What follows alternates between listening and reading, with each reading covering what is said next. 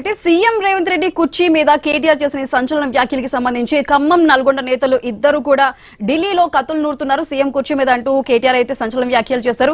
అయితే ప్రస్తుతం నల్గొండలో ఉన్న కాంగ్రెస్ పరిస్థితికి సంబంధించి మరింత సమాచారం మన నల్గొండ ప్రతినిధి కిరణ్ అందిస్తారు.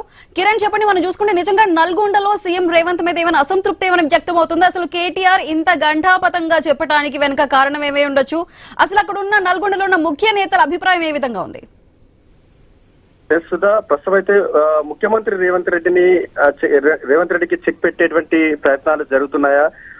కేటీఆర్ వ్యాఖ్యలు దేనికి సంకేతం అనేటువంటి చర్చ ఇప్పుడు జూబ్లీహిల్స్ ఎన్నికల వేళ హాట్ టాపిక్ అయినటువంటి పరిస్థితి అయితే ఉందని చెప్పొచ్చు. కేటీఆర్ కొన్ని కీలకమైనటువంటి వ్యాఖ్యలు చేశారు. ఎందుకంటే రేవంత్ అంతకుముందు 2034 వరకు తానే సీఎం ఉంటారని కూడా మరోసారి ఆయన హాట్ కామెంట్ చేసినటువంటి నేపథ్యంలో కేటీఆర్ ఆయన వ్యాఖ్యలకు కౌంటర్ ఇచ్చారు. ఖమ్మం నల్గొండ జిల్లాకు సంబంధించిన నేతలు కత్తులు నూరుతున్నారనేటువంటి అంశాన్ని అయితే తెరపైకి తీసుకొచ్చారు.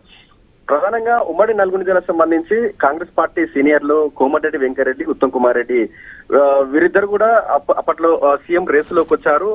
ఆ నేపథ్యంలోనే హైకమాండ్ వీరిద్దరిని బుజ్జగించి రేవంత్ రెడ్డిని సీఎం పీఠంపై కూర్చోబెట్టింది. అయితే అప్పటి నుంచి కూడా కొంత రేవంత్ రెడ్డి వైఖరిపై కూడా కొంత అంతర్గతంగా వీరిద్దరు కూడా అసంతృప్తితో ఉన్నటువంటి పరిస్థితి అయితే ఉంది.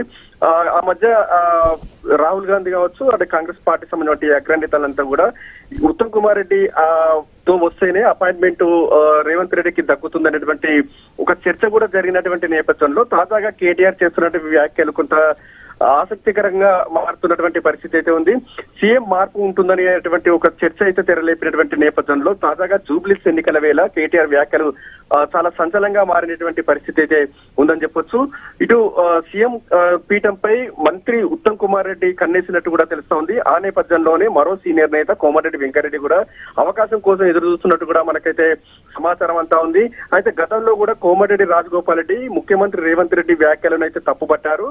అప్పట్లో ముఖ్యమంత్రి నేనే ఉంటానని చెప్పడంపై కూడా ఆయన బహిరంగంగానే అభ్యంతరం అయితే వ్యక్తం చేయడం జరిగింది. ఎందుకంటే కాంగ్రెస్ పార్టీకి సంబంధించినటువంటి ముఖ్యమంత్రి ఎవరనేది కూడా కాంగ్రెస్ పార్టీ అధిష్టానం డిసైడ్ చేస్తుందని ముఖ్యమంత్రి రేవంత్ రెడ్డి ఆయన ఏకపక్షంగా అట్లా ప్రకటించుకోవడంపై కూడా కాంగ్రెస్ సీనియర్ నేతలు కూడా కోమటిరెడ్డి రాజగోపాల్ రెడ్డితో పాటు చాలా మంది సీనియర్ నేతలు కూడా రేవంత్ రెడ్డి వ్యాఖ్యలను తప్పుపట్టడం జరిగింది. ఇక తాజాగా జరుగుతున్నటువంటి చర్చ అయితే చాలా ఆసక్తికరంగా జరుగుతున్నటువంటి పరిస్థితి అయితే ఉంది. సీఎం మార్పు అంశంపై కూడా ఒక విధమైన చర్చ జరుగుతా ఉంది. జూబ్లీహిల్స్ ఎన్నికలకు సంబంధించి ఆ ఎన్నికల ఫలితాల తర్వాత సీఎం మార్పు ఉంటుందనేటువంటి అంశాన్ని ఇండైరెక్ట్ గా కేటీఆర్ చేయడంపై కూడా ఇటు కాంగ్రెస్ పార్టీలో కూడా ప్రంగపాలు చేస్తా ఉన్నటువంటి పరిస్థితి అయితే ఉంది.